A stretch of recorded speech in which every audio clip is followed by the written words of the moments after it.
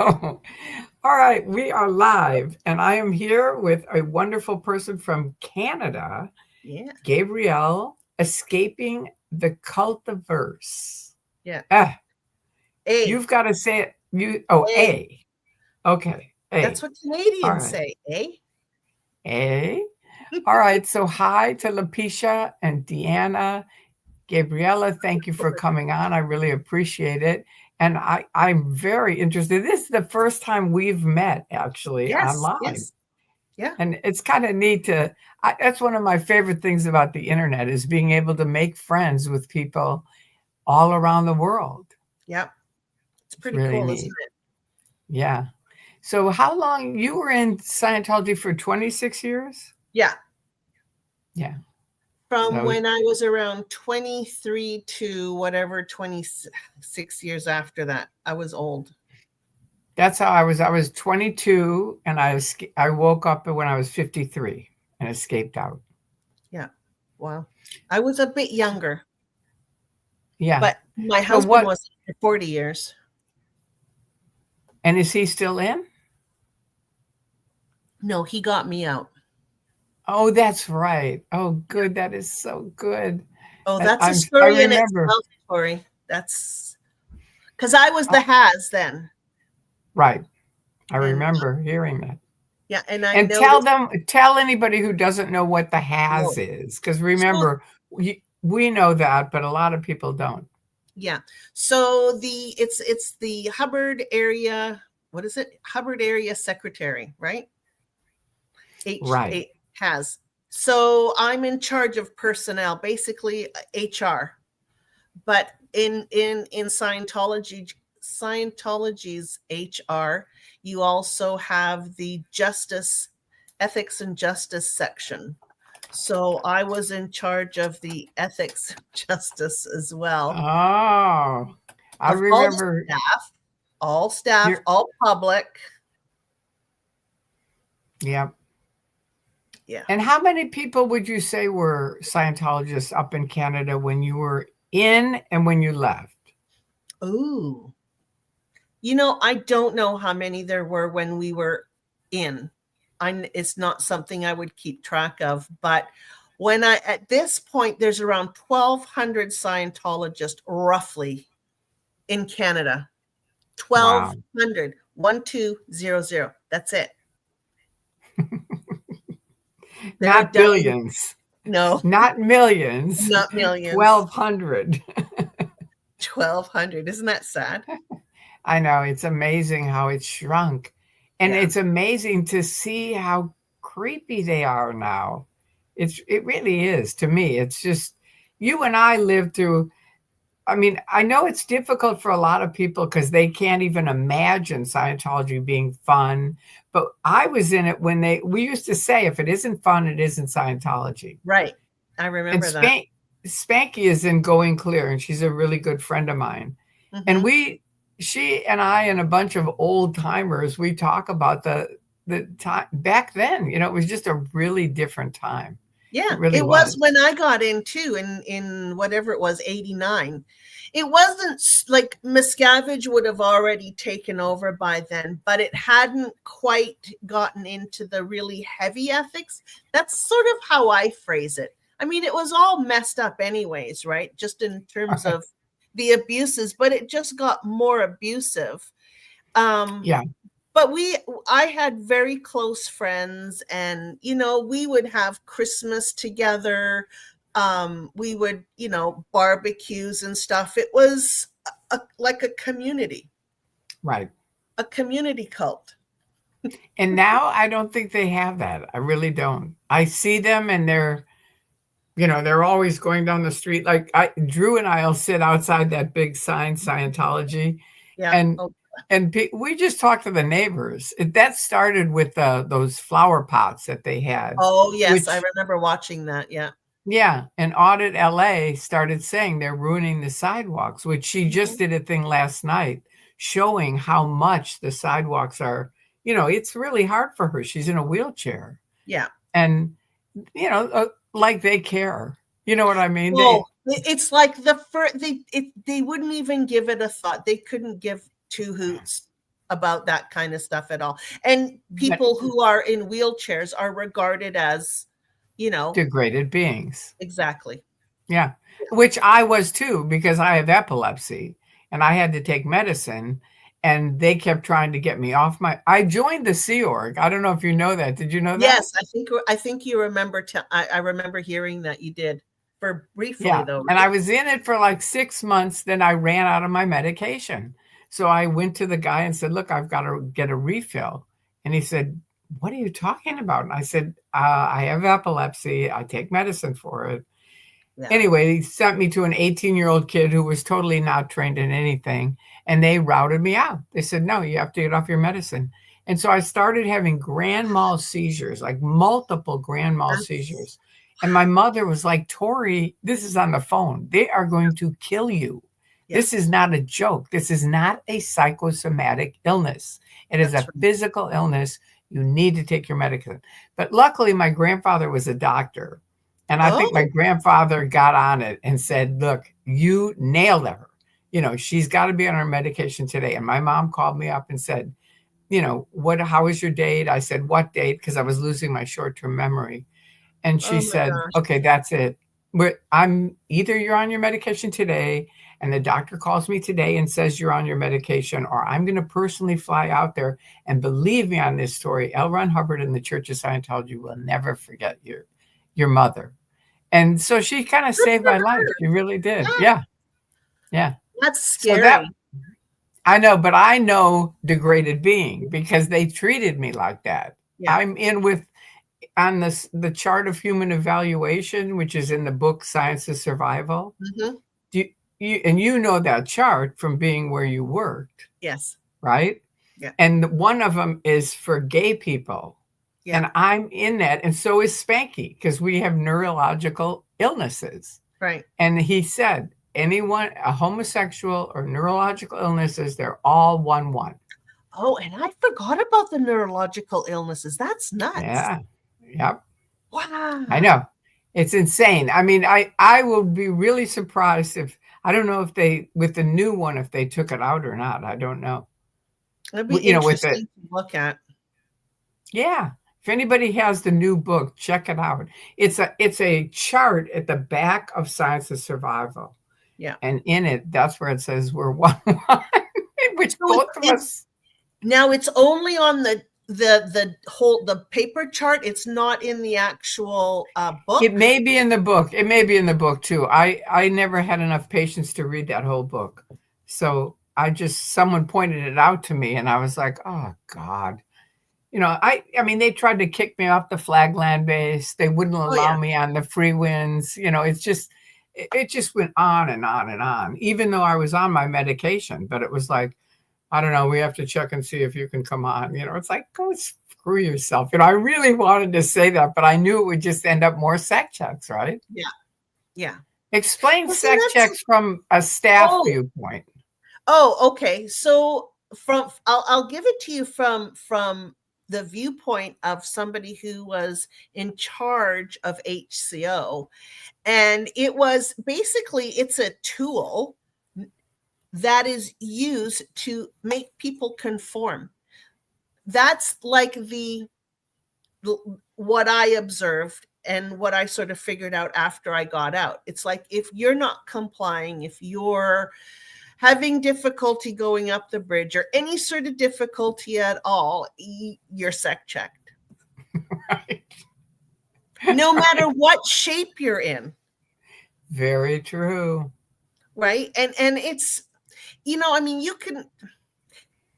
can be, quote, interrogated or sec checked or security checked or interrogate, however you want to say it. But the procedures of that kind of stuff is really, really detrimental to your mental health.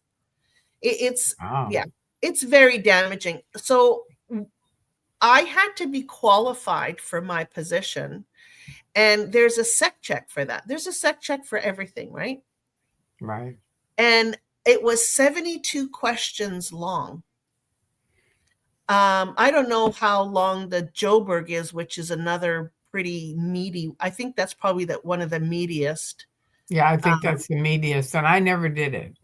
no, my husband did it. He did the Joburg. That's when it was Wow. still on the grades. Um, and it's, I don't know, it's so invasive. It's so, it just, it like it dives right into your psyche. And that to me is very damaging. Like there's no boundaries on what Yeah, an it's option it. asks you. The It's sex so checks are gross. just they're just icky. And the worst part of it is because I'm a trained sex checker because I wanted to do FPRD, which is the false purpose rundown. And it Mhm. doesn't matter what it is, it was just a bunch more bullshit. Yeah, it's a But different style of it's a auditing. different style of finding out all your bad deeds. But Mhm. you had to become a sex checker to do it. And because Oh, the internship was so weird, and I finally kept saying, something's wrong here. And they said, yeah, there it is. There's a whole new course coming out at Flag. oh, We recommend you go to Flag. So I flew to Flag, and now I'm sec checking these top executives at Flag, yeah. and that was Yeah. frightening to hear some of the stuff that came up on their shit. It was like, good Lord, you're running the church and you're thinking about this? Yeah. It Yeah. was, Because they're human. I know, but it still was freaky for me Yeah. because they promote so much how, you know, almost they're not holy, but they're just like But yes, beyond human. They're beyond yes. human. They're Yeah. the executives. And it's like, no, they're not. They're like way lower than humans. You know what I mean? So it was kind of Pretty much. neat for me. It was Yeah. all part of my waking up, realizing, wait a minute, no, these guys aren't any higher than anybody. Yeah. Yeah. They're But just but the human. They're point my just the point people. I was going to say is that you have to write up if they do bad things to Yes. ethics. And you Yes. probably got those write-ups, right? Oh, And yeah. then you have to call the people in and do what? I have to then, um, I have to make them correct their behavior. Even if it's normal, right? Like masturbation. I remember the kids had so much trouble on that. And I That was was that was yeah, that was usually the thing that I was dealing with. right. And I was dealing with the CMO, which are these big top, they were young kids, but they were CMOs. And they were all on these bunk beds, like Yeah. four or five on top of each other. And they all had the same quote unquote overt, which took me an hour to get the thing off of them. And they finally said, well, I was masturbating. Okay. And I finally went to cramming at Flag. And I said, look, you check, have you eaten enough? You Yeah. check, did you sleep enough? Why Yeah. don't you just add, did you jerk off before you start the session? You know what I Get mean? it And out of the then way. yeah, and then start of session. I mean, it's Yeah. not an overt. You know what I Right. mean? It's not. Right. But it was in when you're in Scientology, I that know. kind of stuff is unacceptable behavior. I know, and that was a good thing that happened to me from epilepsy because Yeah. from that I had to kind of I always say to people, I was on they go, "How did you do that?" And I go, "Well, remember, I wasn't on the bridge to total freedom. I was on the Yeah. bridge next to the bridge to total freedom." Because they would treat me that way. They'd be like, "Oh, Tori, yeah, she's on that medicine." And people would they call me up still. "Are you on that medication?" I go, "Fuck you." And I'd Yeah, hang good up. for So it's like, you. That's gross. I know it's really gross. It's really Like, gross when someone's out of Scientology, not medically trained, and calls me up and tells me I have to get off my medicine. yeah.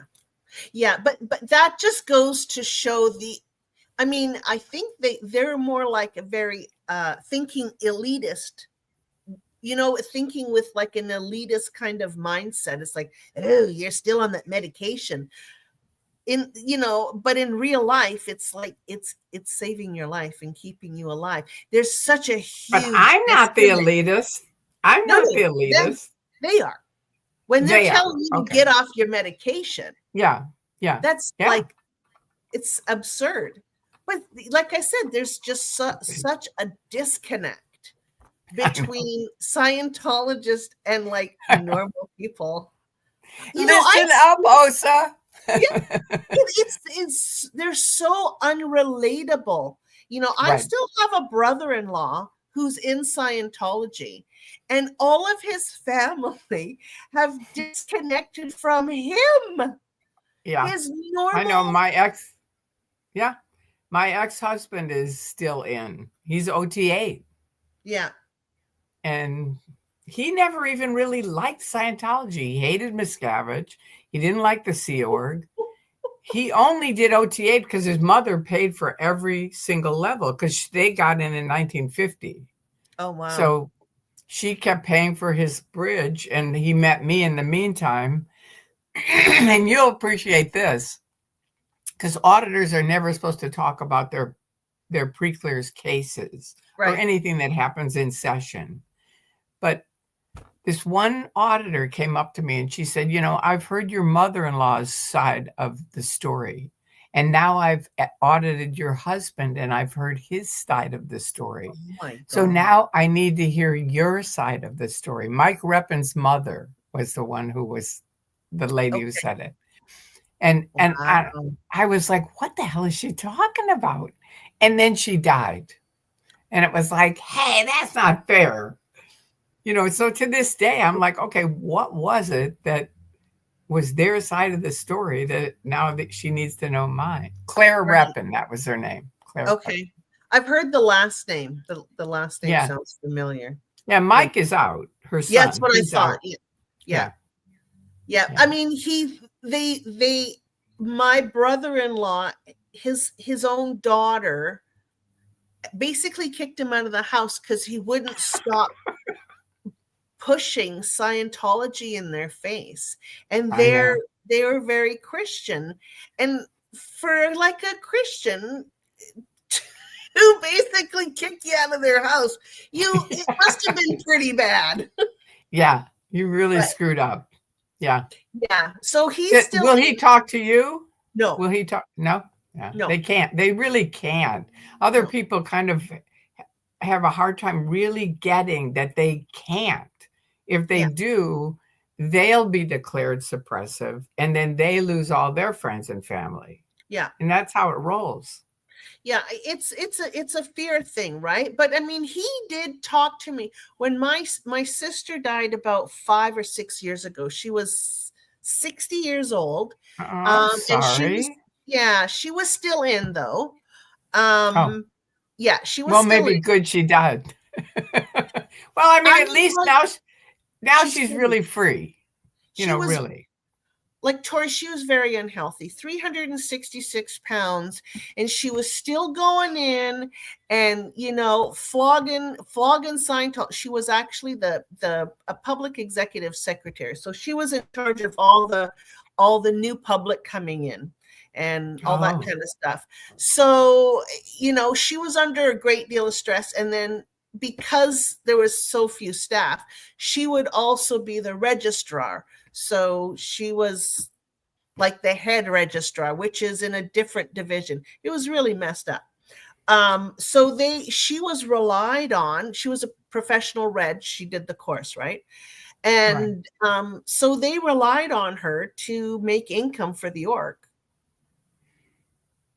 And it's just tremendous amount of pressure to That do. is a lot of pressure, Yeah, especially in this day and age. Forget yeah, it. yeah. I mean, it was pre-COVID and stuff like that. I think she actually got COVID because she died in January, just before they called it the pandemic, right? Or Yeah. officially. But yeah, so she everybody in their family, both sides, didn't talk. Well, she disconnected from me and her two sons, and she was still trying to have a relationship with the son that was in the RCMP. Go figure. What is the RCMP? Oh, sorry, it's a federal police agency. Oh, Yeah, wow. yeah, Interesting. yeah. Well, So how does that I work? forgot to ask you something, and JB 808 Mm-hmm. has asked you this question, and I think it's a really good one if you answer it. which Okay. is, What you say? how did you get into Scientology, if you don't mind sharing? Oh, I don't mind share. I'm an oversharer. Um, I got in through a friend of my brother-in-law's. He was a musician with my brother-in-law Larry, and I had gone through a breakup with a boyfriend, and so he, of course, and so he started talking to me, and I got into it. I went and did a couple of Div 6 courses, Right. and it just sort of built from there. The slow boil. And see, back in that day, it worked, right? Yeah, yeah, Like it was, those early courses were kind of fun. The communication course was what I did first. And then it did just sort of, I call it the Scientology mind control train, yeah, because they say, absolutely. hop on the train. You can just do this little course and it's Yeah, only like 20, $40. So you hop on the train. And then once you're ready to get off, they go, uh-uh. Gabrielle, what are Yeah, you thinking of? yeah, You say you wanted to go clear? And you go, yeah. And they go, well, these guys are all clear. Listen to them. And they all come over and tell you their wins. And you go, really? And they go, oh yeah, definitely. yeah.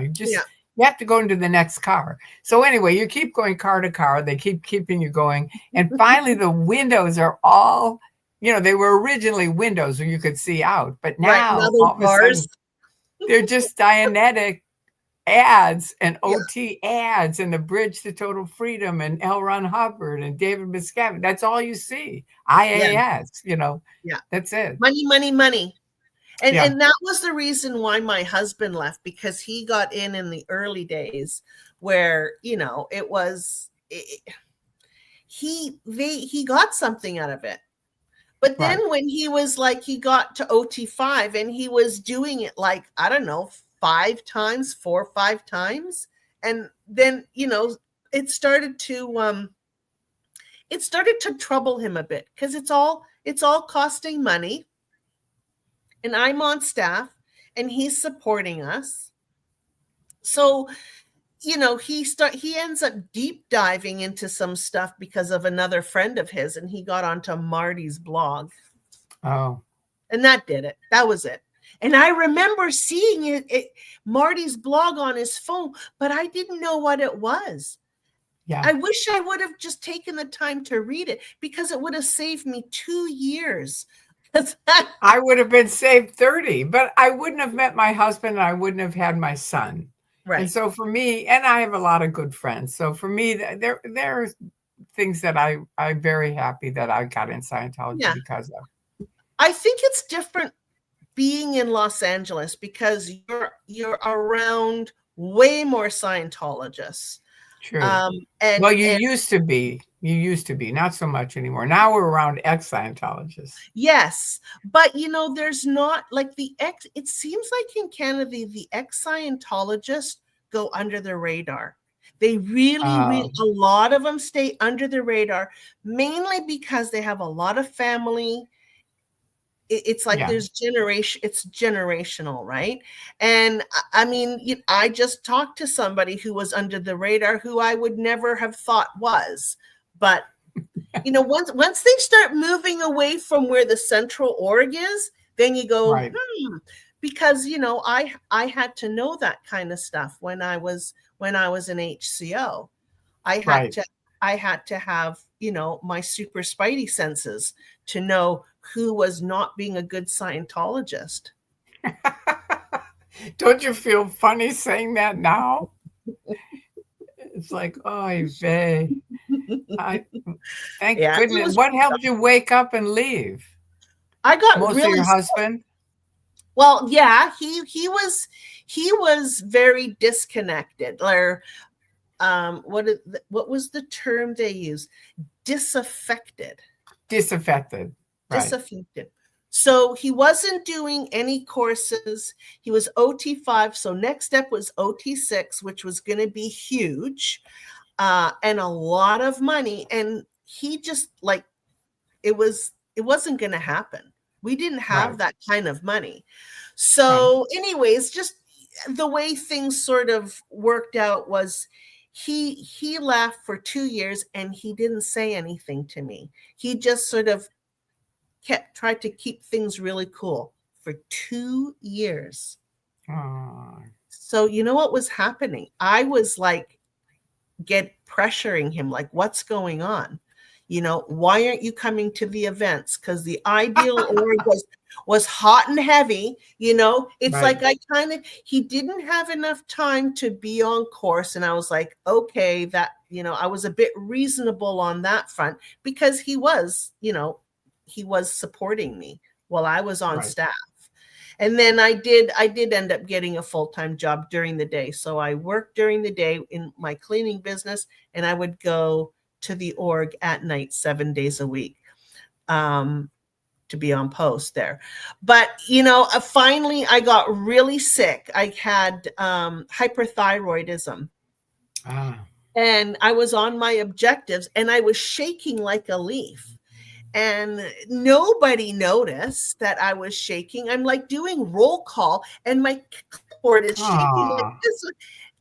And I'm dropping weight like crazy, 20 pounds in like a month. I thought Wow. I was on a really good diet or something, but no such luck.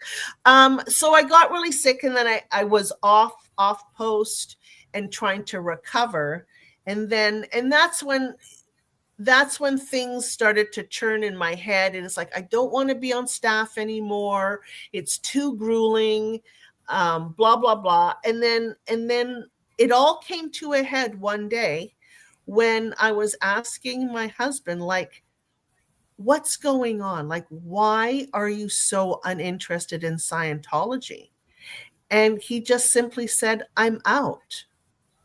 Wow. For the longest time, I thought he was actually having an affair. Oh, yeah. Yeah. Yeah. And so I asked him, that was the farthest thing from his mind, of course. But yeah, he just said, I'm out. And then he had me read the Debbie Cook letter. And that sealed it for me because it hit home. That hit, and it did for a lot of people. A lot of people left after that. They really did. Yeah. Well, good for you. I want to give you a message to your husband, and you can have him listen to it later. But I thought it was really fascinating because I did all the way up to OT7, right? Yeah. So I saw a lot of OT3 for me. I thought I had big wins on. I thought I did until I finished. And then I tried to get off my medicine and I had status epilepticus, which is multiple grand mal seizures all at once.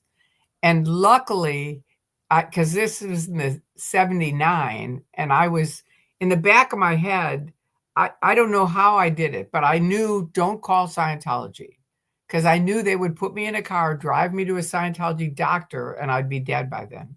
So I called this guy, Jerry Hall, who was on the fence, and I knew he was like under the radar, like ready to leave.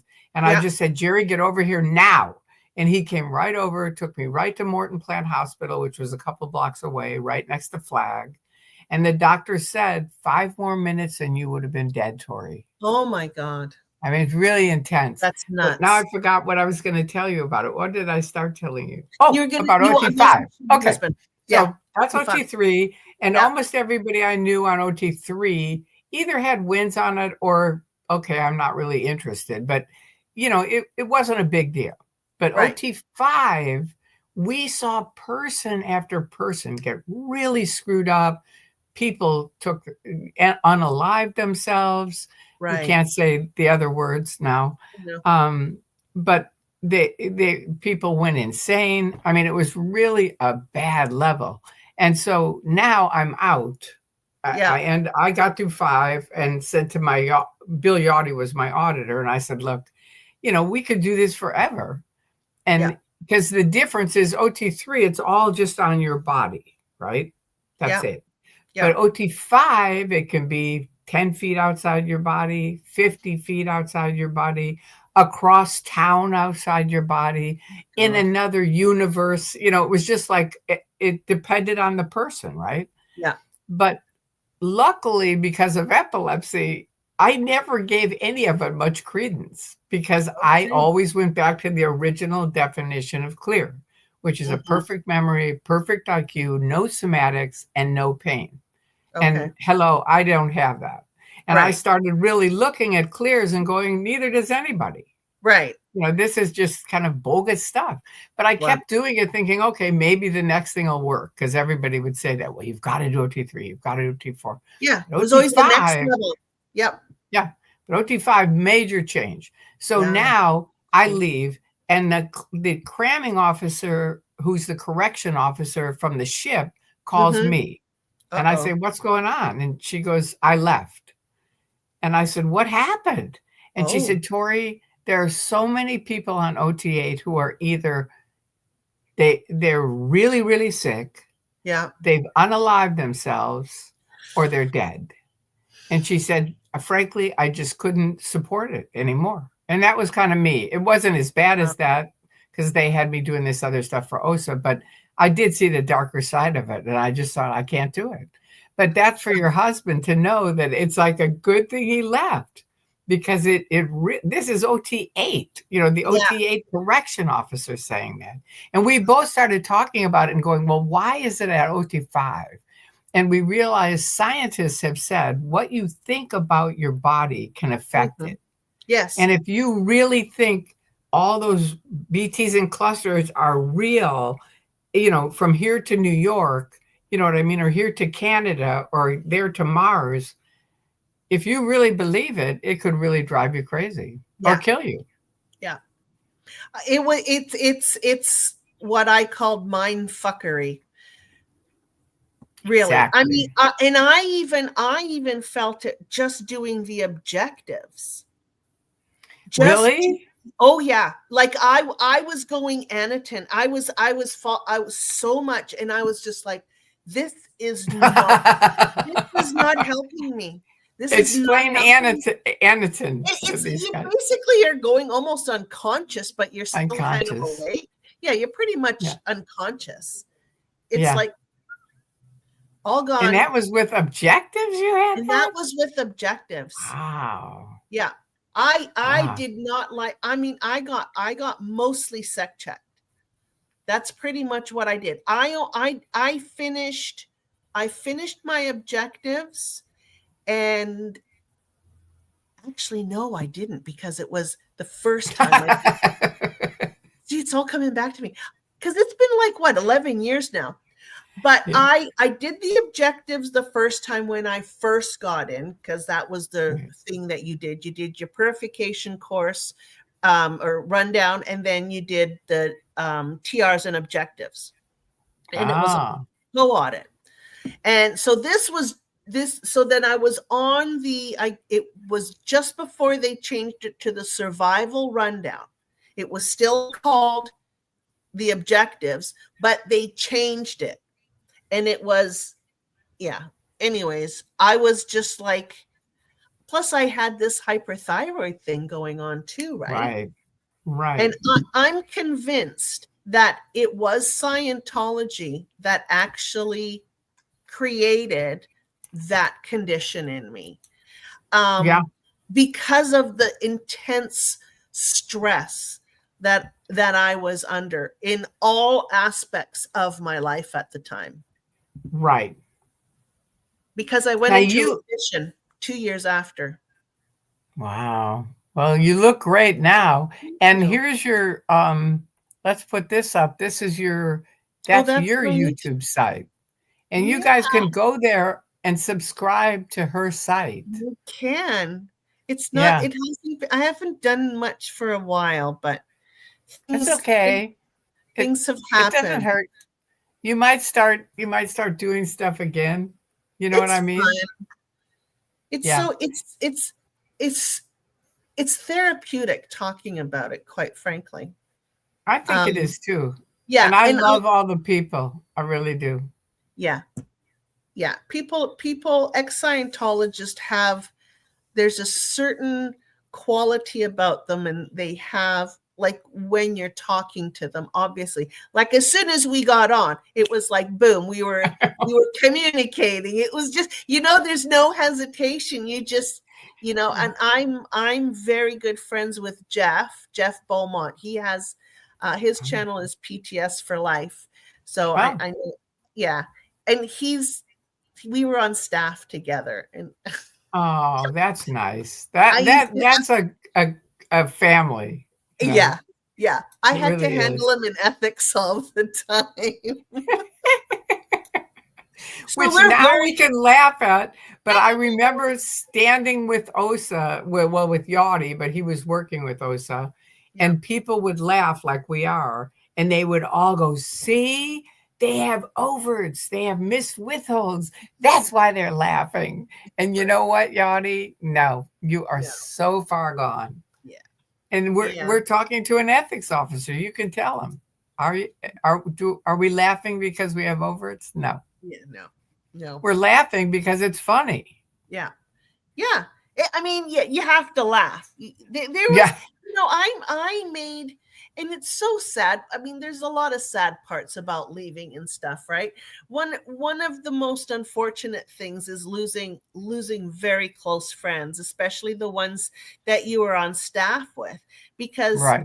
you know, we worked together 7 days a week, All right, 365 days of the year. true. Now You here's a keep, question from Kelly. Are yeah, you oh, hey, are Kelly. you still doing anything on your YouTube channel? Not much. But do you think you will? I think you I don't know. should. I think you should because you have a certain perspective. This is Yes, why I do it because I figure most people, I walk around LA all the time, and people you talk to think everyone was in the Sea Org right. because of Mike and those TV shows were on for 2 years, Yeah, and most of those kids were in the Sea Org, yeah, and so people think everybody in Scientology is in the Sea Org. But right. that's not true. It's like about No, 30% were Sea Org and 70% are public. yeah, So I think people like you who are on staff, which is even different, you know yeah, what I mean? Because yeah, they don't even have staff anymore, I don't think, right? yeah. Oh, yeah, there's orgs here still. There's staff members there. But they're not Sea Org? No, not in the class 5 orgs. Yeah, see, They they have, don't have those down here anymore. yeah, of course they have the class 5 orgs, don't they? Yeah, I don't know. They They shouldn't have be Sea Org. LA org is a class 5 org, but it's Yes, run by Sea Org now. yes. That was the a pilot thing that just stayed. That wasn't Oh, supposed to be because they used to have a day in foundation. They used to have right, two separate orgs. And right. then I guess Miscavige thought it was a bright idea to like make it like honestly, why would you do that? And it's actually off policy to combine to break Totally. up an org. So Yeah, that's a big deal. policy and Miscavige are forget it. Yeah, it's just thrown out the window. There's so many, and that was the big thing. Like Debbie Cook's letter also talked about the whole ideal org thing, and all the focus was on money, money, money, money. Give me your Right. money, donate, do all this, and I think that really pissed people off. I'm They just like to shoot themselves in the foot. Yeah, right. I'm just writing this down that she was the head of Flag for 25 years. who So was? people Oh, Debbie Cook. understand, Yeah. pardon me, yeah, Yeah, that so Debbie people Cook had a understand lot of altitude with really a lot. Scientologists. Yeah, And yeah, she was such a nice person. I knew her a lot, and it yeah. was like just shocking to see. I mean, I was already out when she wrote the letter, Right. So so it I didn't was make that happy. big of a difference. Yeah. They got Why a do lot I of think people out. it got a lot of it was like a bit of an exodus because it went out like in and she had all those email addresses like True. That's you why I know, think they went after her. oh Yeah. yeah, yeah. And she had a lot of respect for yeah, she got a lot of respect from people because she ran the org very tough. But then there was I do know that there are other people who she treated very badly. And Oh, really? that is super unfortunate. But I can tell you, most people under normal circumstances probably wouldn't do that. But when you're in Scientology, something changes in your brain, and I think you become a narcissist. For those who have perhaps even a bit of that quality or personality, I think it Yeah, it's turns you very into, ego driven. It's very ego driven. yeah. But then there's some people that aren't like that, you Right. know. It's a personality type that I think if you just keep molding and indoctrinating, they then become the people like the Mike Rinders. They're very authoritative. They, you know what I mean? It's like Yeah, it I do. just brings out the worst in you. It does. It really does. It Well, it really can. does. How's that? It can. But I Yeah. know it. I know it's. But I mean, when I'm in a position that I was in, and it was authority. It's like I was making decisions that, And they you know, expected you. Yeah. yeah, yeah. And so it made it, and you had to do your job. Otherwise, because you had the people, the seniors that were pounding on you. Like, it Right. was very, very demanding. It's like, like, I mean, I was supposed to be recruiting people. And then I was supposed to be like, I was doing it all. Like, Right. it's a huge division, and I was one person in there because nobody else wanted to do it. And you Yeah. have to be qualified to do it. So, like, yeah, you had to do like ugly things that I personally regret now, Right. but whatever. It is what it is. I don't believe in regret. I really don't. I think we did what we did when we did what we did it. And at the time it was like the right thing to do. Right. And and it's sort of like to regret it, it's like that's what happened. You Yeah. know what I I see mean? your point. Yeah. And it's like I don't know. I just maybe that's they say, "Oh, you're being irresponsible," and it's like, "Oh, go take No. your responsibility and shove it up your ass." Yeah.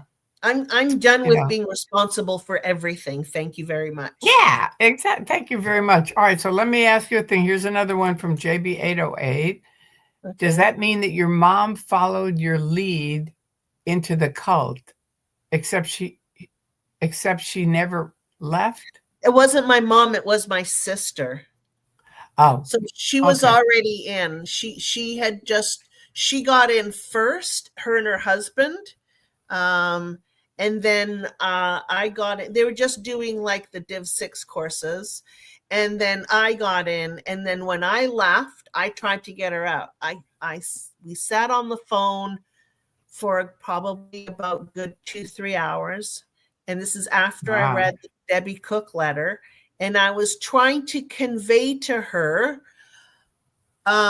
without being super alarmist, but it was kind of hard when you find out that people are getting forced abortions, and they're your top the top echelon of your church or religion is beating people up. Like, it's pretty hard to believe that kind of stuff, so you can't really I start didn't. it. Yeah. That was the dividing line for me. I read Mary Tabayoyen. Andreas in Norway said to me, "You, I don't think Scientologists are bad. I just think they're misinformed. You need to start reading." And I had never read anything on the internet, so I thought, Oh, all right. And back then it was the news group. It was just like topics. So yeah. one topic was Mary Tabayoyen. Ladies, if you're thinking of joining the Sea Org, read this. And I Right. always wanted to go back in, but I had to handle epilepsy first. Right. So I checked on it, and it was all about them making her get an abortion. I'm not against abortions, but I'm No, against someone making someone forcing. get it. Yes. And then she had to be on post the next day. Oh my It God. was awful. And that was it for me. That was it. That was it. It was like my whole Truman Really. Show burst Yeah. open. I thought, no, I'm done. I It, am it, done. your reference to the Truman Show is so perfect. It really Isn't is. it? It I is. I have talked to so many people and they get it. I Yeah, remember when I absolutely. first got to Clearwater in 2000 and all these critics were there and they were saying, "How could you be in something for 30 years and not get it?" And I said, "Have you ever Mhm. seen The Truman Show?" Yeah, And they all went, "Oh my God." And yeah. Jesse Prince took me aside and he goes, "Do you understand, Tori? We've spent hours talking to these people, trying to get them to understand how bad it is. And in 5 minutes, you just gave an analogy that handled the whole thing. It's like That's people get it." interesting. Yeah. For me, it wasn't just one big thing that sort of decided things for me. It was a lot of little things. Because I think that's true for most Scientologists. These were I think critics so. who were never in, Yeah, yeah. you know, And I mean, this is nuts because I was in HCO when all the anonymous protests were going on. right, And then we had other people protesting that were part of the independent group. right, And one of them, then another protester, like everybody and anybody who hated Scientology was protesting with Anonymous. And we happened to have a guy in BC who was the first whistleblower, I would say, and that was Jerry Armstrong. And right.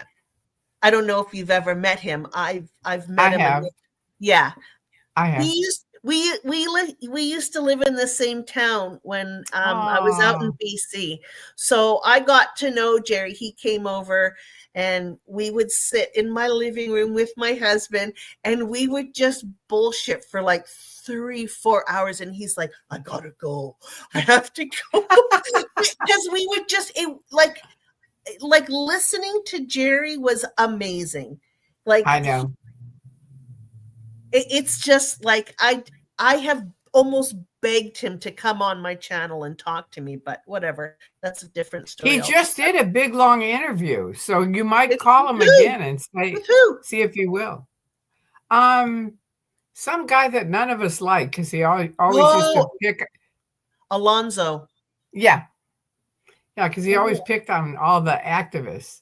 So I didn't yeah, really like him, but I'm telling you that he did a great interview. It really turned. I mean, because he just let Jerry talk, and it yeah, was really fascinating. yeah, It's on Alonzo's site, and I would recommend you call him and yeah, say, "Come on, let's do it." yeah, Do it. It'd be such a great thing for your YouTube site, and I yeah, think it'd be good for Jerry. I really yeah. do. Like hearing literally from the horse's mouth how Right. all if it wasn't for Jerry, we would not have the dirt that there is on Hubbard. Totally. We would not be talking right We now would not at know the all. truth. No. Yeah. Yeah. And he's like 70 something now. That's Anyways, why I'm saying call him and get the I interview. know, I know, I Yeah. should. I mean, we email back and forth. We and stuff like that, and we sort of stopped talking about coming on the YouTube channel. I'm like, I don't care, whatever. But But now you can say, look, he already did one with Alonzo, and I don't think yeah. Alonzo was ever even in Scientology. Yes, he was. Was he? Yes. For long? 16 years, I think. Really? Oh Mm-hmm. wow. Well, why is he always picking on all the activists? I don't know. Okay. Well, anyway, I still think you should check with Jerry I because should. you and he have a different relationship. And it Mm-hmm. probably would be a whole different interview. And it would be fun. I think it's very healthy for people to talk about what happened. Yes. Yes, it is very healthy. So, like when Elvis protesting was happening, I was letting the staff out the side door. So Why? Oh, because so they wouldn't see the anonymous because thing? because the anonymous was out front, and I was never like, why are we running away? Why are we closing the curtains so they Right. can't see us? I would go out there and I would talk to them, and Yeah, then that's what I did. I was allowed to. Well, I was It allowed was to my when I was in, and yeah. then I was out and with Anonymous. And my favorite story of, I think, everything on being a critic was one of the nights with Anonymous. The whole L. Ron Hubbard Way was lined with Anonymous. Oh, And we were wow. out there, an ex-Scientologist. And I came home, and this mother called me, and she was crying really hard. And I said, can you tell me what's going on? Are you okay? And she said, I'm way more than okay. She Oh, said, my daughter has been on staff for years at LA Org, and I have tried and tried everything I can to get her off staff. And tonight she called me and she said, Mom, because if you remember, they were really big on cake and music and dancing as well as protesting. yes. So they were always having a good time. And Yes. so she said, I look out there and I see these guys dancing and eating cake and having music on, and I think I could be one of them. I'm done. Come pick me up. I'm done being on staff. I'm done with Scientology. That's it. And that was from one thing with Anonymous. So I just think that's such a great story. That's pretty cool. It's interesting because when I was sick and was off staff for a while, the thought of leaving Scientology never entered my mind. Right. Like never, ever, Never. all the time. It was like, maybe I'll just be off staff, or right. I'll just be a field staff member. So I'll basically bring other people in and I'll make money that way. Right. The idea of just leaving Scientology altogether was so foreign to me. Yeah, not part of your world. I know, No. me too. Until you wake up. It's so weird. And then it's like, I'm out the door. Yeah. And that was when I made that decision, that was the last time I ever stepped foot into an org.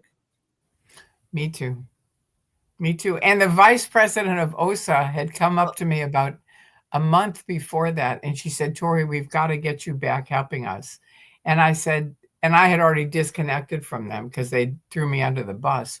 And so I said, I'm working on a special internet project. And she said, say no more. Say no more. I understand. Little did she didn't know anything. This is the vice president of OSA. She didn't know anything. They are kind of unbelievable. Dense, though, eh? That was Janet Weiland. That's who that was. Okay. I've heard of her. Yeah. Yeah. Like, I mean, I spent a year and a half in LA, so I knew some people. Right. All right. Now here's this. What an exciting interview. This is from YouTube Watcher here.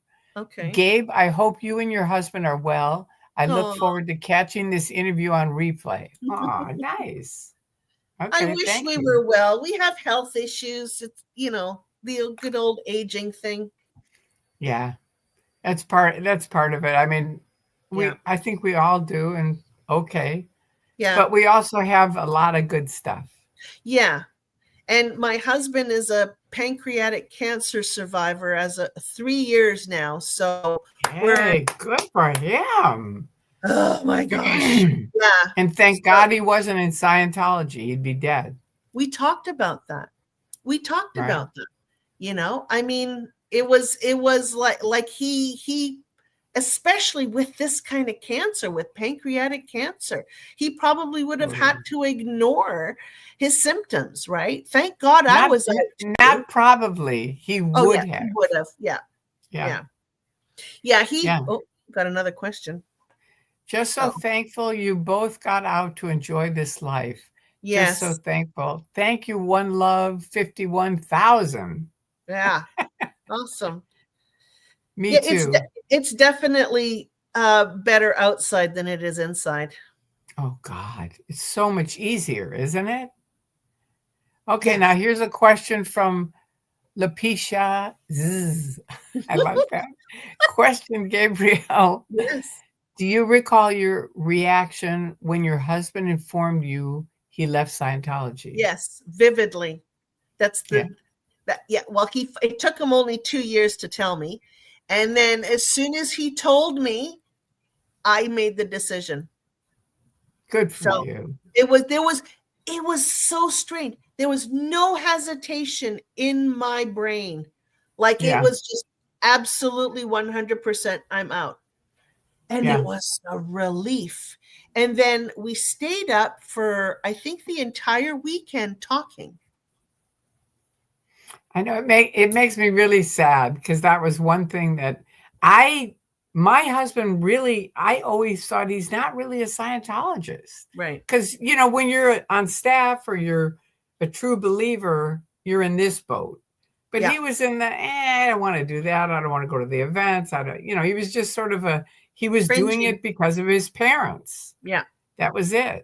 So I thought when I left, I thought, okay, I got to make sure these guys that are saying they'll help me are not OSA also. Because remember, I was with the top secret mafia and stuff. So Yes. I thought they could also be undercover, just checking who's leaving and then reporting back. So I was going to go there, make sure they're not OSA, and then go get him. Right. And by the time I got back, forget it. I didn't know they did all that shit. I really didn't. I don't know what they did to him to this day, but I'm telling you, he was gone by the time I got back. Really? And Yeah. there was no talking. There was no talking to me. Well, it was the same with my sister. Really? She turned me in. Yeah. Yeah. There you go. Within 24 hours, I was pretty much persona non grata. Same with my husband. Right. I had clients, Scientology clients. I had tons of friends, and in an instant, boom, it was gone. I know, it's like overnight. I came back to LA, and one of my best friends, her daughter, went like this. She saw me. It was like, Tori. And then she remembered, and she turned around and told her mother, and they both gave me the filthiest looks. I mean, it was just like, for a long time, it was really awful for me because in 2000, there weren't that many people speaking out. There were a lot of people anonymously speaking out, but not with anonymous, but, just with their own nickname. Yeah. But no one would say their name. And I would keep saying, please just come on. Because they were constantly putting me down and saying, she's lying, she's this, she's that. Thank God for one of my friends. Her nickname was Ladybird. Okay. And she came on every time they would put me down. And she was from Qual, so she knew the references in and out. Yeah. And they would say, Tori's saying this and it's not true. And she would come on with the reference from L. Ron Hubbard. Just saying exactly what I said. I know. That's interesting. Did you ever see the picture of me with the red horns? No. Okay, well, anyway, I wore them when I left because I knew they would lie and say, oh, that's just Tori. She's out there just handling the critics when we were protesting. So I bought these red horns, sort of like, no, I'm not handling the critics. I'm with the critics, right? So my supervisor at Flag, named Leif, I really liked him. And he called me and he said, Tori, I saw your red horns. And it got me looking on the internet. Why would Tori be wearing red horns? Which was my purpose. It was like one of my goals was that somebody would wake up. And his wife had left the Sea Org, left Scientology, divorced him, and now he wakes up, realizes it's a bunch of shit. He leaves the Sea Org, leaves Scientology, goes and finds Lori, and they remarry. Oh, because of my red horns. I hope they wore the red horns at their wedding. I don't know, but it was really made me very happy. Yeah, no kidding. Those are huge. I mean, it was my hope when I was talking to my sister, even though she was, she wasn't a nice person. And I'm not going to get into any details about it. I have spoken about it before, but she was not nice.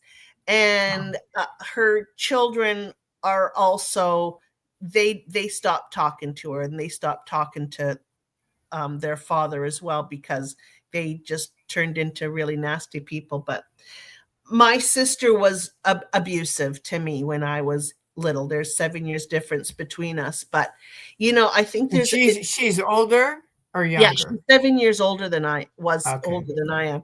And there's a thing called trauma bond, which I figured out afterwards, which kept me very tied to her because we were on staff together. Um, Oh, this is a different one than the one that disconnected, or the same one? the same one. Same one. Yeah. Okay. And we were actually considered close. But she pretty much turned me in a heartbeat. And that was it.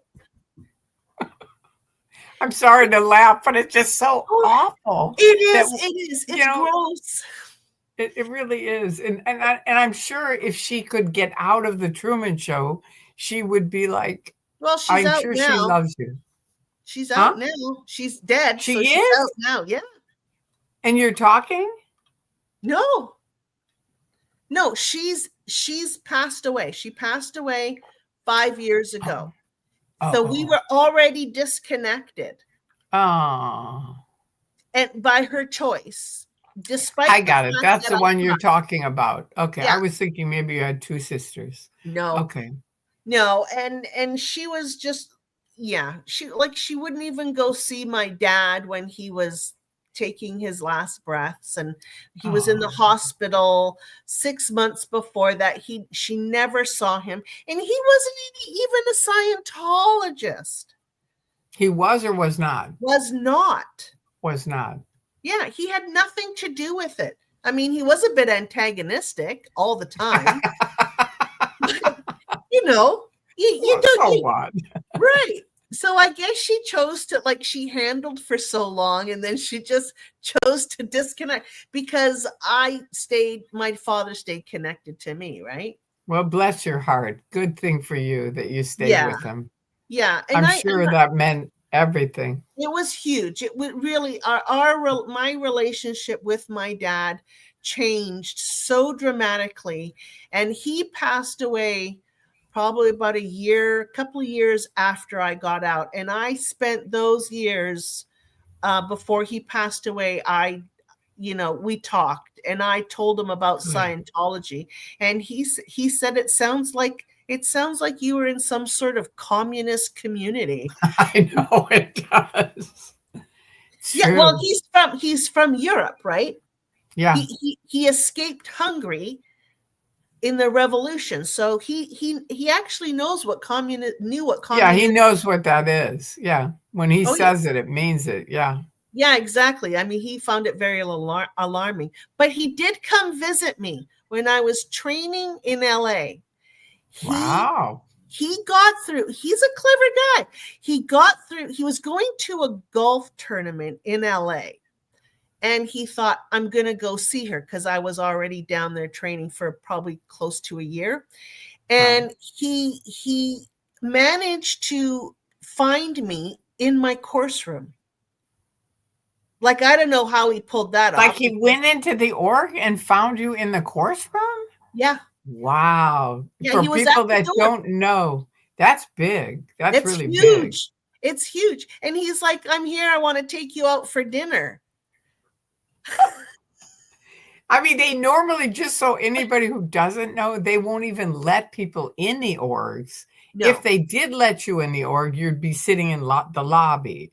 Like if you said, I want to talk to my daughter, they'd say, okay, well, she'll be done at 6. Yeah, exactly. Right? My dad, he was a big guy. He was about 6'2", pretty big, and very strong European accent. And yeah, he had a no nonsense attitude. Good for him. That's so It was great. really I love funny. that. Oh I my love gosh. that. So you know what I did? They wouldn't let me just go. I had to write up a CSW. It's like, what? And tell anybody who doesn't know what a CSW is. So a CSW is CSW stands for completed staff work, and it's basically like a permission slip. You're asking for permission to do something, but you have to come up. This is how it's all laid out. It's laid out with the situation on the top. Like in my case, it was like, my dad is here in the org and he wants to take me out for dinner. He's 5 feet away and he wants to come over the doorstep and come in the course room. The funniest thing was he always wore a lot of cologne. The whole fucking org. Oh, perfect. because they have no sense. Just for anybody who's No, watching or I listening was that so doesn't know, embarrassed. I'm like, oh, my that's father's what. here. Listen to this. Speaking of no scent, Yeah, I was on the data evaluators course right before I woke up and left. yeah. And I was in a course room with all these young kids, and they were so uneducated and so non-understanding of the tech. And I Okay. said to the supervisor, he had the encyclopedia in the course room, and he was having to show kids, this is Washington, D.C. So when L. Ron Hubbard says Washington, D.C., this is what he's talking about. They didn't know. And these are Okay. like, they were in their teens. You know, it was just unbelievable. Yeah. So I said, look, I can't study here. I got to find somebody who's done the data evaluators course. Yeah. And he goes, okay, go in the briefing course. Now, last time I'd been in the briefing course, just to Ooh. even see it, there were 200 people in the briefing course. Packed, right? Wow. Now Wow. I go in there, there's 4 students. I sit down. I'm amazed that there's 4 students on the briefing course. And I sit down because this was their big course for anybody who doesn't know. And I sit down, and all of a sudden I see this big guy over, and he's sniffing my hair. Yeah, And that's I creepy. look at him and he goes, you have scent in your hair. Get out. I know my students. They don't have on any scent. Get out. And he kicks me out of the courtroom. So I wrote to David Miscavige and I said, when I got in Scientology in 1969, there were 200 people on the briefing course. Now, Oh. and this was in 2000, right before it, I said, now there are 4 people on the briefing course. And you want to know why? Because your stupid supervisor is snipping my hair. And I put it in big capital letters. He's snipping my hair. Isn't that a funny story? That's pretty good. Yeah. That's Know, really they're good. crazy. They're really I wonder crazy. if it ever got to him. Pardon me? I said, I wonder if that letter ever got to him. Oh, no, I'm sure not. But I felt good to write it. It felt Yeah, no really good to kidding. write it. All right. You both are so interesting to listen to. Thanks for having us. Yeah, One no Love problem. 51,000. You're welcome. Thank you guys for coming here. Now, here's another one. Wait, hang on. This is from Rockstar Gran. Yeah, Am I saying it right? I think so. I think so. Yeah, I love this real communication Mhm. with 2 longtime scientists. We're Yeah, Scientologists. We're not scientists. close enough. Wish the courts would listen to this. Thank Yeah, you, ladies. I know yeah, it would really, wouldn't it help if they just, if we, just if they could just hear Scientologists talking, yeah. it just seems like it would move so much. Question, this is from Deanna Ross, 3175. Gabe, were you at the Getting Clear conference in 2015? No, I was Okay, not. there you go. I was still in, I think. Was I still in? No. Was Oh, that no, I was out something? already. I Huh? got out in 2014, but no, I was not there. That was in Toronto, and I'm Wow. in BC. So that's the other end of Canada. But I'm now in Ontario. So I Oh, moved, yeah, so I moved from the West Coast to the East Coast. oh, look at this from JB808. Tori, What? your interviews are more like casual conversations, authentic and organic. Thank you. I feel like I'm always eavesdropping on 2 old friends talk. Isn't it amazing? And we Yeah. just met today. Thank Yeah. you, JB808. I really appreciate you saying that. And Yeah. thank you for the $20 also. That really Woo-hoo. helps. It really does. I know. That's I mean, that is one thing that I will say with most ex-Scientologists, you get together and it's just, there's so yeah. much. It's sort of like, I think it's like people that were in the Navy or something or in the Army. They're the same. You watch them get together and it's just like instant. It doesn't matter. Yeah. They could be in different parts of the world, but boom, they're like. And I am. I'm in Canada. I was in like a class, like we lived our Scientology life was very different. Yeah, I Right. mean, being in, I mean, I know what LA was like just because I was there for a year and a half back in the early 90s. And Right. I got home just as shit was hitting the fan with Time magazine. Oh, wow. Tell them about that. That Yes, was big. that was like probably that was the first attack that I was aware of on Scientology. Yeah. And that was a big deal. Like I, re, pardon me, I remember walking past a newsstand and seeing the Time magazine front cover with this. I actually have a copy of it. I wish I could Me show you. too. I don't, yeah. But yeah, with the octopus on it. But if you have it right there, bring it out. I don't, it's in another room. Okay. Okay. But so But they and can Google it. yes, you can. Time magazine Scientology.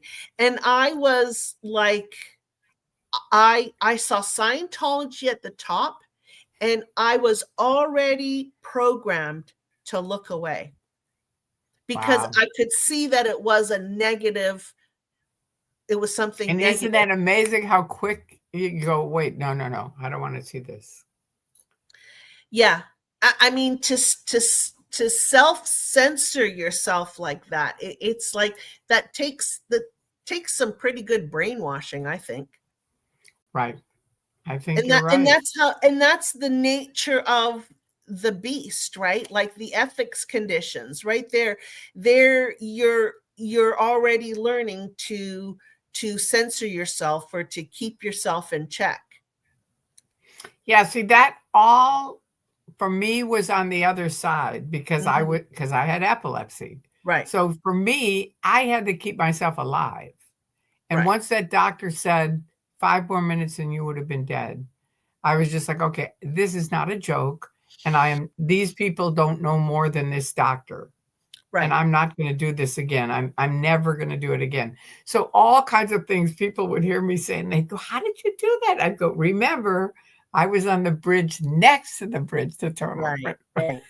Yeah, yeah. Yeah, when you're put through the ringer like that, like I know somebody else that was, they tried their damnedest to go up the bridge, and sometimes that even motivates you because like you're led to believe that this is your Right, eternity. right, If you're not going up the bridge, then you're just, regular homo sapien or whatever, right? Not homo novus, all this bullshit stuff that he would talk about. But it right. was real to you. It was like this is the stuff that you believed wholeheartedly. And you're surrounded by people that Yes. also reinforce that. That's a Yeah. big part of it for me, Yes. because that, and I think it's true for everyone, because it's peer pressure, Yes. right? Absolutely. Yeah, and if you didn't do something properly, or you weren't being a good Scientologist, there was the ethics conditions. There was punishment at the end of the line there. Right, right. And There's that, always the negative. yeah, but it was punishment. It was like, if you think a certain way, if you act a certain way, and you're not conforming, you're punished. So that I puts had fear. Oh, go on, go on. It puts fear in people, right? And it costs you money. That's So the thing, it fear costs you and money. money. Yeah, and that's another reason people don't really stand up, because Yeah, it will cost you money, and you know that. yeah, It's sort of like, okay, you can when the guy wasn't gonna let me on the free wins, I was about ready to say "F you" and walk away. But I thought, "Tori, remember, this is not just gonna be you getting set checked, it's you and your husband who's on the ship doing OTA." So I thought, "Okay, just let it go." right. And they eventually let me on, and then the captain of the ship wanted to have dinner with me, and Oh, and Miscavige's mother, and oh so wow. I said, "Look, I'm not dressed for this. I came to talk to my husband. That's it." And they said, we'll have someone call you. And this lady called me and she said, you have black pants, right? And I said, yeah. And she said, okay, so just wear a black top and a nice scarf, and that'll be it. You'll be fine. Oh, that's Whatever. You know, but they you, probably were worried they were probably worried I'd sue them for discrimination. You know, because they wouldn't let me on the ship, you know, so they finally let me on the ship, and then I have dinner with the captain. It's like, oh, great. yeah, I had to actually do, trying to remember what it's called, like an ethics check on people. They had to be in good standings before they went on the ship. So if somebody in my area or in my org wanted to go on the free winds, the free wind sends me a questionnaire that lists out all these very personal questions about the person, and I then have to go through my ethics folder and look up all the shit that they did and write it all down. It was just like, yeah. Wow.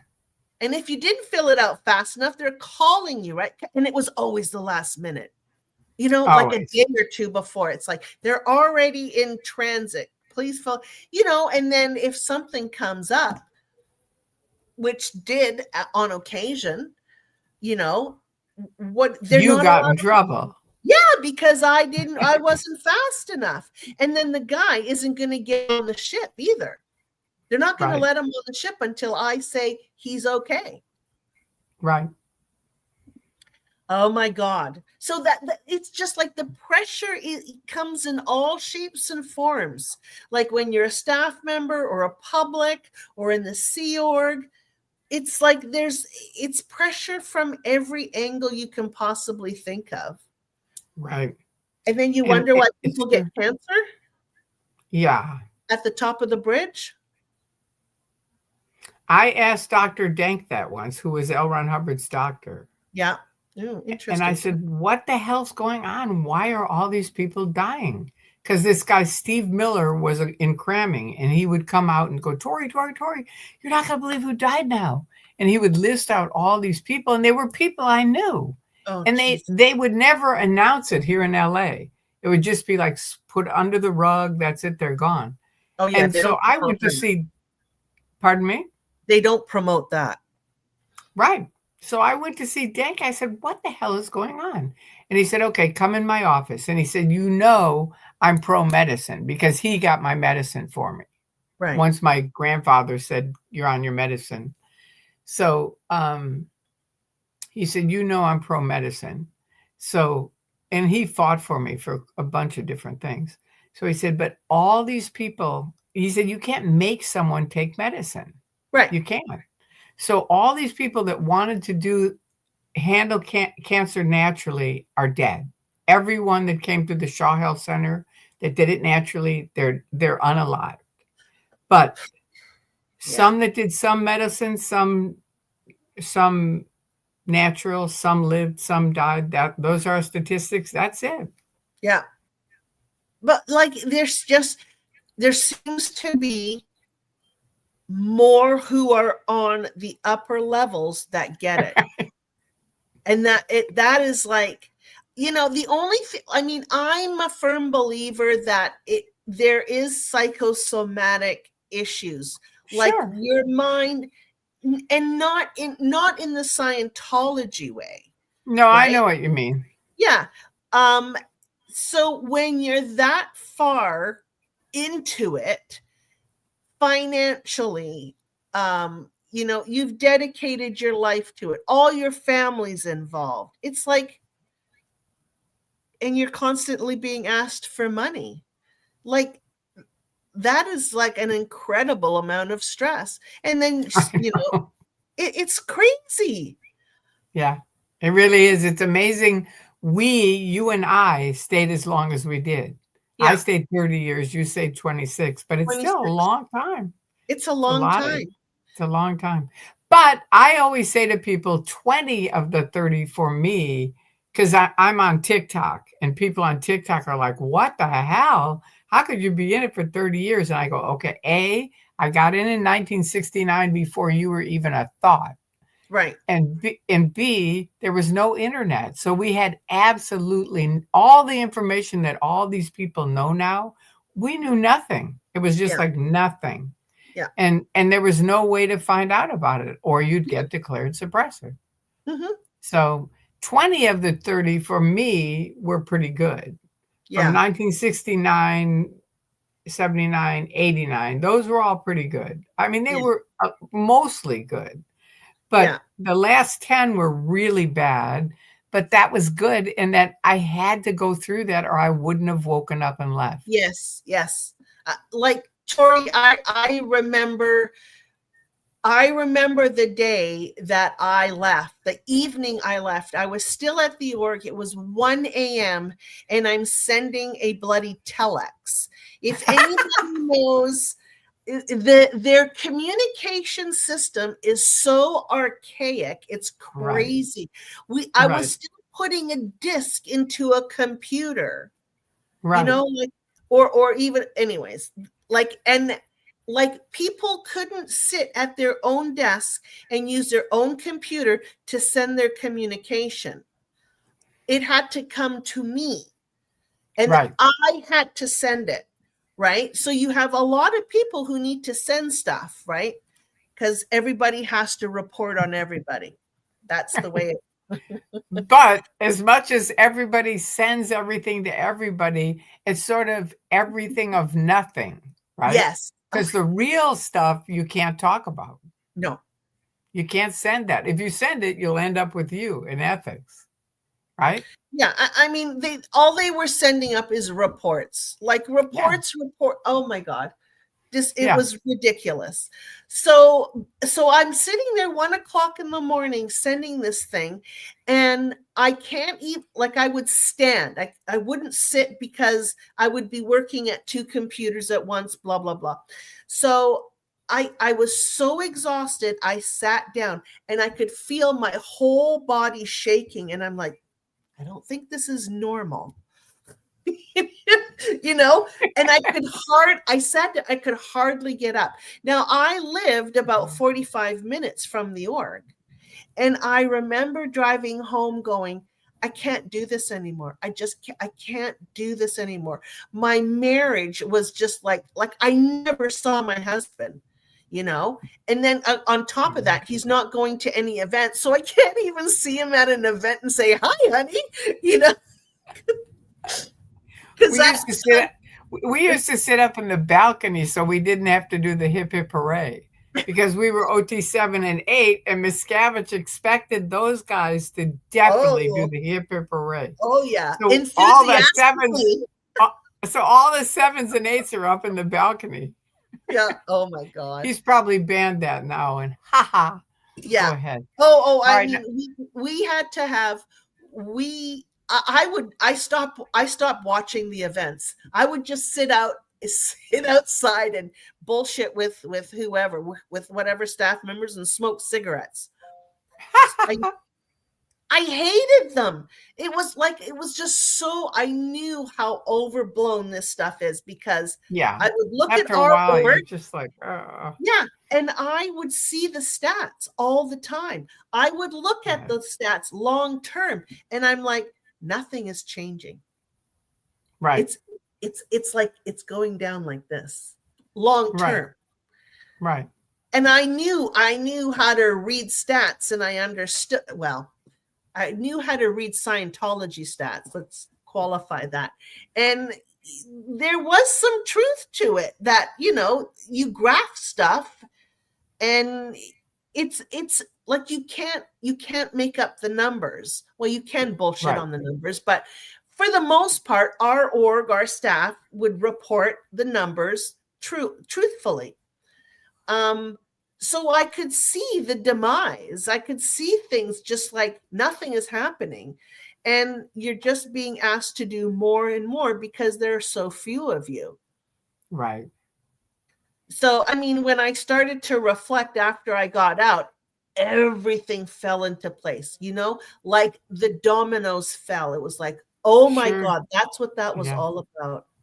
Yeah. It's kind of spooky. It really is. Now, this is from D5 Melbourne. And she says, Mhm. "Hello, peeps. I did a solo protest at Adelaide, South Australia Oh, you on the weekend. girl. Spoke to two Sea Org ladies who had been in for 30 years. Wow.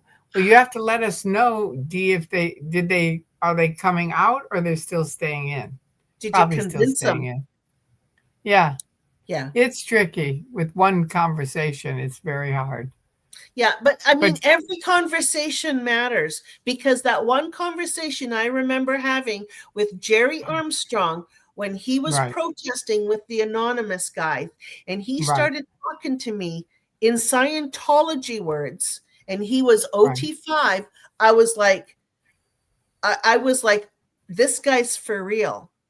Like I met an SP. He's like a real SP. It's like when you read it in the books, it's like, Yeah, oh, you're bad.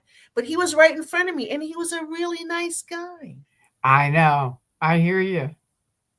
And it was just like all of a sudden things sort of rattled around. This isn't making sense. This is going against what I know, you know? It Yeah, was I so do. the cognitive dissonance, it just it slowly started to sort of melt away, and then you finally start to see the truth, right? But But it the took thing a is, like, long time. why don't these guys that are in it just seems like it's so crummy now. Why don't they see it? Why don't they do something? The only thing I can think of is they feel like they've bought the BS that everything outside is horrible. Yeah, And B, they probably think, what am I going to do? I'm, 60, 70. What am I going to do if I leave Scientology? yeah. Well, they're very invested too. Like in Vancouver, Right. it's such a small group of people, Right. right? Like I've seen Jeff was protesting a couple of years ago at one of the events, and I saw all the public and all the staff that I was there with, and they're really, really old and they look really, I really know. they're I'm like, oh my God, that's blah blah. I know.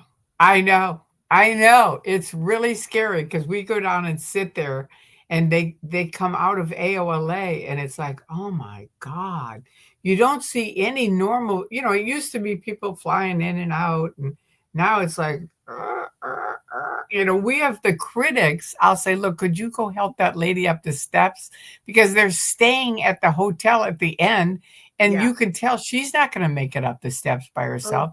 And God. the Sea Org, will they help her? No. She's struggling away, and I go, look, Yeah. just go over and help her up Yeah. the stairs. So now the critics are helping a Sea Org person, or I don't think they're Sea Org because they're in the hotel, but By they're, the public. it's a public, but still, it's like pathetic. Yeah. Well, when I see the protests happening, it's like it's like they might as well have tumbleweeds rolling down L. Ron I Hubbard know, Road. I There's know. like, where are the people? Because No, I that know. was I hustling. I just do it because it's fun. I go Yeah. and talk to the neighbors, and in the last couple months, I've kept 4 people from joining the Sea Org Oh my because God. they walk by, and if they look like material that I think Scientology is going to go after them, I go, "Don't join this," and they kind of turn around, and I go, "I was in it for 30 years. I'm speaking from experience," and they Yeah. come back and talk to me. And each one of them, about a week later, came back and said, I was going to join the Sea Org, but you really educated us. Thank you so much. Yeah. So, I every day, I Wow. carry like business cards. I don't know if I have them here. But anyway, I carry these little cards. They're the same size as a business card. Yeah. Have you ever seen my little I've cards? I've seen you show them. Okay, so you've seen them. But anyway, I carry them, and to young people every day, I say, I just want to let you know your life is in danger. And they Mhm. go, really? And I go, yeah, you're 15 minutes from Scientology. And they go, I've heard of Scientology. I watched all those things by Leah and Mike, but I just can't believe it's true. And I go, it is true. I know a lot of those kids. And we used to say when we protested, find out about Scientology. It's worse than you think. And it Yeah. is. Ooh. And then I give them the card and I go, put this in your wallet right away, because if your Mhm. boss is a Scientologist, you could get fired. And I Yeah. go, wow. And Oh they yeah. put it in like it's a piece of gold. It's really great. But Yeah. many, many people I know I've kept out of Scientology by just doing that. That's amazing. It really, really is. I wish I could have that opportunity. Like before, we never protested in Vancouver. Jeff did. I went to Toronto to do some protesting. But honestly, it's so sad. It breaks my heart to see these people. I had a friend who was in Vancouver. She ended up moving to Toronto before I did. And I saw her at one of the protests, and her father was declared, and her mother. And we talked all the time about it before, when I was still on staff, right? And she was Right. just heartbroken about it. And there I am. I'm like knocking on her car window, and I'm like, Jackie's her name. I'm like, Jackie, it's Gabe. You know who I am. I'm not Oh, in Scientology. And she just like kept smoking her cigarette and talking on the phone. It's like, I just want her right. to get away from me. It was just like so frustrating. I'm like, come and Yeah. talk to me, Jackie, you know? Yeah. It could And change your life. she would not. And we were so close. She wouldn't even look at me. Yeah. They can't. They can't. It's Because bizarre. if they look at you, they're going to want to find out what the hell happened to you. And Yeah. then you're going to talk, and then they're going to wake up and leave, Yeah. Yeah. I you mean, know. I never saw my declare. I just heard that in my declare, it said that my husband and I joined a sex cult. And I'm like, wow, that would have been fun. No, I I just know. got busy and paid off a whole bunch of debt. Yeah, I know. It's so funny the stuff they make up. Yeah. Marty sent me a 25-step program that they had on me.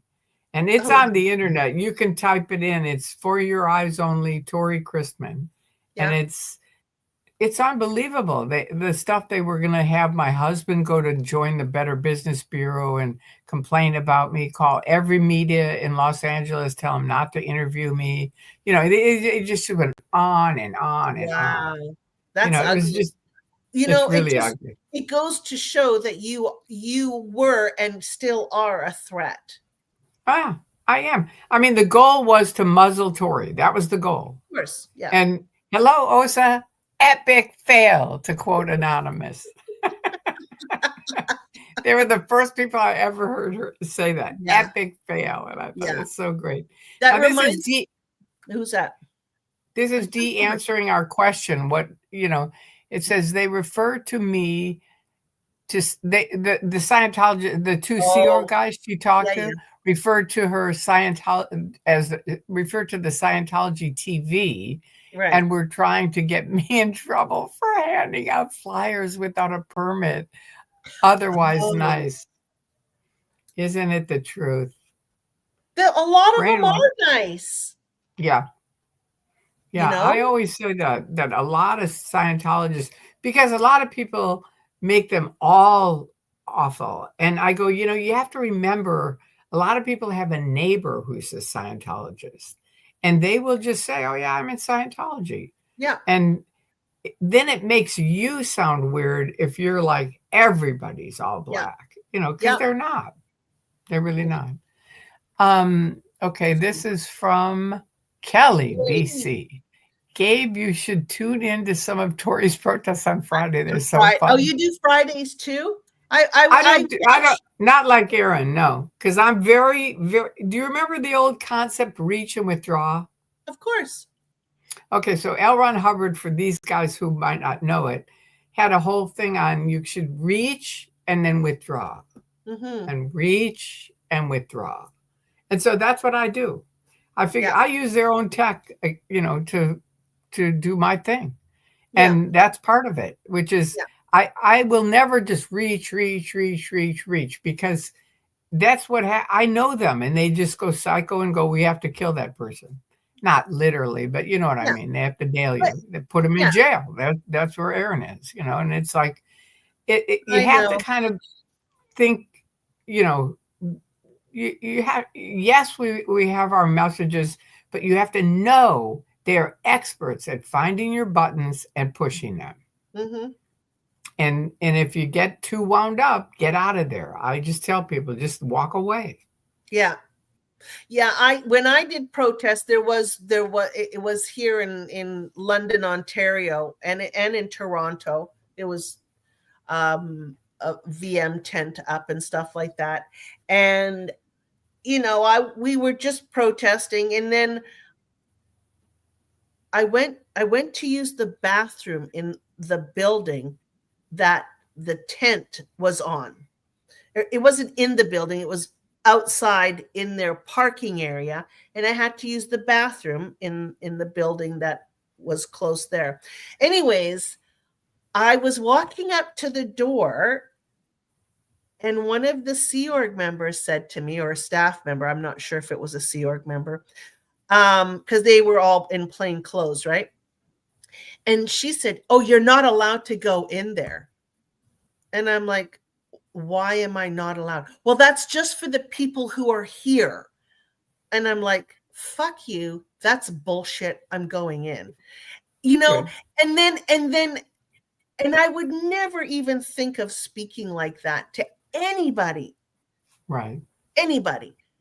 But I got so beefed up at this protest. And this is when I knew that I had some stuff going on.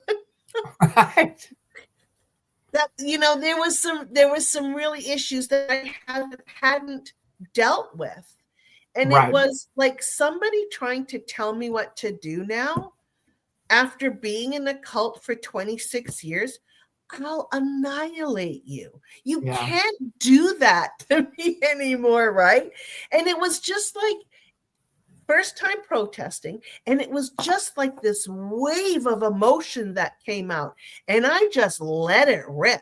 And the other protests were like, "Holy shit, she's going for it." Yeah, so I just went up one side of her and down the other, and it was not. In hindsight, it was not the right thing to do, but it wasn't for her benefit. This was for my benefit. This was all this pent up No, I stuff hear you. that I just hear you. it because you suppress or you push down a lot of emotion when you're in Scientology. You suck it Yeah. up all the time, and I'm not like. By nature, I am not like that. I'm a communicator. I talk Right. all the time, if you haven't noticed. So it was just all this built up stuff that just like came flooding out. And I was like, wow, that was amazing. I didn't know I had that in me. Anyways, needless Well, to say, that very thing. I yeah, really hope that's why you do the interview with Jerry, because yeah, both of you have a lot to say. yeah, And you listen to the thing with Alonzo, so you hear his first interview, yeah, not first, but his recent interview, yeah. and then you can say, "Look, I know you said this, but I think we could talk about that." That kind of thing. Yeah. Yeah. There's no And shortage of what I can talk about with Jerry. I mean, like I said, we could just talk forever. He usually does most of the talking, and I'll ask a question, and he'll try and sort of stay in a sequential, but it's like we're all over the place. Like I know, but it'll be very good for both it of would you. be very good. And the people that he knows is like truly amazing. Some of the I people know. he knows. Yeah. Yeah. So, but anyways, he lives a very quiet life in Chilliwack, BC. Everybody knows that. And it was so funny because we wondered when he came over. It's like, "Hey, Jerry, anybody follow you?" "Oh, because I mean, he's been fair game for many, many, many years, but Your game sued, paid off, everything. yeah, it just put through the ringer like big Yeah. time. Yeah. It's very sad what happened to him, but he's very much into the tax exemption thing. He really wants to see that gone, but I don't. It's a The tax monumental. exemption, the tax exemption thing. Yeah, Yeah. yeah. He has Okay, well, quite the that's theory. good. he has quite the theory on all that tax exemption stuff. Maybe not theory, maybe it's fact. I don't know. But he knows everything about how they got the tax exemption. Well, Because he that you could do an interview with yeah, that. That would yeah, be fantastic. And to have yeah, Jerry tell it would be yeah, absolutely fantastic. yeah. You We'll know, have to talk I to him. really have a great deal of admiration for the guy. He's hung in there despite everything. I mean, for anyone who doesn't know, he was going to write, L. Ron Hubbard wanted him to write his first biography. Mhm. And he said, okay. And he started writing whatever Hubbard had given him. And then Hubbard said, you know, there's a lot more stuff downstairs if you want to go look through the boxes. And you know, Jerry is very meticulous. And He he is went very through it and found meticulous. everything. And Yeah, he went back to Hubbard and tried to give him a chance. He said, you know, you're going to look really bad if we write it this way because it's not true. yeah. And Hubbard got really mad at him, and so he packed up everything and left. And that's how we have all this stuff on the internet. That was the beginning of it. This was like diaries, personal diaries and stuff that he Right, found. Like it's right, like personal information. So right, about his whole family and stuff like that. But right. yeah, and then I mean Well, he said, look, we need to tell the public the truth. We need to tell them who you really are and stuff like that. And it's like we sure. have to stop lying. Right, What was his right. premise, right? That's what he pushed for in I know. Scientology. We didn't know that's not really that wasn't the way Hubbard was going. You know, he'd said, you want to make money, start a religion. Yeah, But I didn't know that till I got out. me too. I don't think Yeah. any of us knew. No, And and I and don't and think and everything is so like I mean, being in Canada, you don't we I didn't see like the volume of Scientologists that there are like in LA. well, there used So to be. yeah, it was a very different perspective that I had, like somebody in like the smaller in Canada, for instance, like I think at the most when the war is over event came up, we had I think about 500 or 600 people. Right. Now that's huge. That was probably the biggest event ever attended. And when I left, if we could get 50 to 60 people to a big important event, that was a miracle. It's amazing. It's Yeah, just amazing. The most amazing thing to me is that the people in can't see how much it's shrunk. You yeah, know that the green and red volumes are no longer in the orgs, right? that's right. The I OECs mean, and the technical volumes. unbelievable. Now I'm I mean, curious, that's are they still training the FEBC, the OEC FEBC students I at don't Flag? think so. They might be at Flag. They might be at Flag. I Yeah, know they're supposedly doing some big organizational training, and then they're going to come back here and boom, Scientology. yeah, And I'm like, you go for it, man. Good luck on that. yeah. And you know what? All the only thing that means is that they're going to use these staff members that belong to a different organization, but they're going to use them to work at Flag, Right. right? And now don't forget, a lot of Canadians that go over there to study Scientology go over on a student visa or a And it's religious worker visa.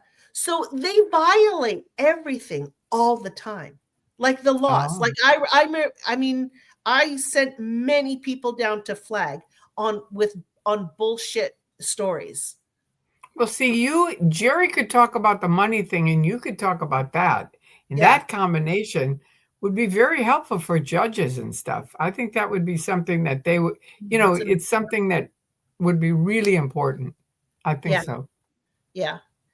it's important to get the word out as much as possible, but sometimes life gets in the way. And it's like when you were in Scientology, it was like it would have been all the third dynamic, right? It's like Right. anything for Scientology you would do, and everything else would fall to the wayside, would get ignored, whatever.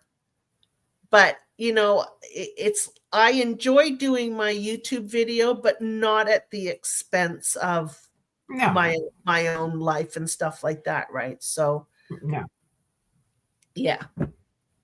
But one of these days I'd like to get my husband on, and he's very shy on camera because he has some stories about Kirstie Alley and being in the OT5 area with Kirstie Alley and hanging out while they were getting auditing and stuff and getting her Wow. coffee. And yeah. Well, you should get him on. You got to do the thing with Jerry and then do the thing with your husband. Yeah, okay. I don't know if And it's then, going to happen, but it and would then a be fun. part two, and a part two with me. That would be awesome. We Yeah. definitely had fun. Well, thank you so much for coming on. And thank you to my moderators, Kelly and Marcy. Thank you so much. And thank you to everyone who's come on. JB808 is helping me with these, what do you call them? What's the name for it, Kelly? The picture that you have on your YouTube Oh, the site. thumbnails. Thumbnail, that's it. Okay, yeah. And he's been helping. That's why all of a sudden mine, it's like, wow, where did those come from? And that's from JB808 is helping on that. It's nice to have some help. Oh, God, yeah, really, truly. So Yeah. thank you to everyone that came on. And I didn't get to say hi to everybody, and neither did Gabrielle, because we're both talking. But I know she said hi to everybody. And please go over to her site, which we still have here. There you go. Ooh. Escaping the Cultiverse. That's so interesting. Hey. Yeah. Did I say it right now? Yeah, you did. Good. So anyway, you can be Canadian now, Tori. Hey. I know. I love Canadians. I really do. They're one of my favorite. I love Canadians and Australians and New Zealanders. Africans. I love a lot of people from a lot of different areas. I love Norwegians. I fell in love with Norway. Oh, I went really? to meet Andrea. There, isn't it? Yeah. Oh, it's unbelievable. It really is. There's areas of BC that are absolutely gorgeous with mountains and stuff like that. I'm now in Ontario and they don't have a lot of mountains, so I miss my British Columbia mountains. I know. I hear that. I know that from people who left, because we have ocean, mountains, desert. We've kind of got everything. That's what BC has too. It has the beautiful mountains, the beautiful Pacific Ocean, and then if you go into further north or whatever, you like Kelowna, those kind of places, it is a little bit on the deserty side. Sure. Yeah. But it also gets very cold. I don't know. But it's fun to have the variety choice. Yeah. It is. Yeah. Anyways, I'll let you guys go. Well, have a happy Thanksgiving to you and to you and to you, to everyone. To all the Americans. You probably don't. Oh yeah, because you're Canadian, so you don't celebrate. We already had ours. We have ours. You already had yours last month. Sorry. Yep. Well, yep. Hopefully it was wonderful. But anyway, I really hope you do the interview with Jerry and you, both of you, talking about that. I think you'd be great. And if you do, please let me know. Absolutely. All right. Okay. Well, anyway, everyone, take care. Have a wonderful rest of the evening, or if it's tomorrow for other people. Oh, yeah. It's getting late. Early for me. Yeah. All right. Well, anyway, thank you again. It was really a pleasure meeting you. I really enjoyed it. I enjoyed it too. Okay. See you later. Take care. All right. I'm ending the stream.